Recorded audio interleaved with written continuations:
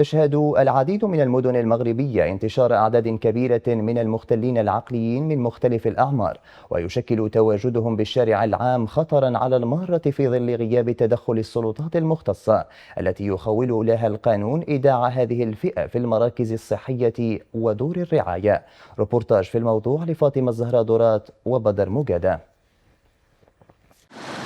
هم أشخاص مختلفون في لباسهم وطريقة مشيهم، يتجولون بكل حرية ويتحدثون مع أنفسهم، ينطقون بكلمات غير مفهومة.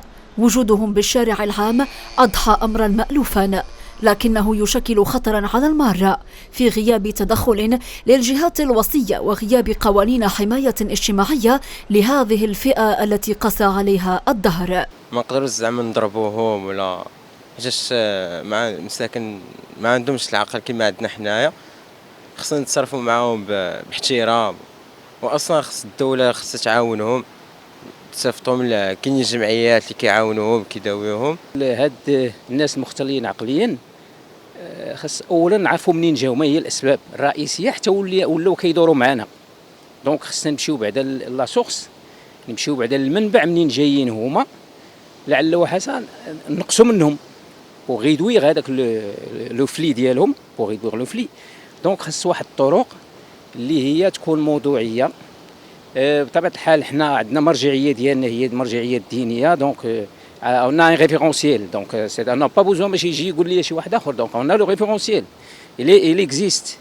عندنا القران، عندنا هذا الدين ديالنا اكسيتيرا، كله كيخصو بصفه عامه اي واحد خصنا نعاونوه واخا يكون ما مختلش عقليا، فبالاحرى المختل عقليا. اذا بالنسبه للتعامل معه خاص يكون تعامل بلطف. ويرى خبير في مجال الخدمة الاجتماعية أن مسؤولية تزايد أعداد هذه الشريحة تقع على عاتق الجميع من مؤسسات ومجتمع مدني وأسر، داعيا إلى التصدي للظاهرة من خلال الرفع من عدد الأطر الطبية والمختصة والمراكز الاستشفائية ومراكز الإيواء. هاد المتشردين المتخلى عنهم والمختلين عقليا هم طبعا مغاربة، ما يمكنناش ننكروا هذا. فالمجتمع بكامل أطيافه مسؤول، سواء منه الأسرة، سواء الإدارة، سواء الإعلام، سواء المجتمع المدني، كلهم يعني عندهم مسؤولية. كفى من الحلول الترقيعية.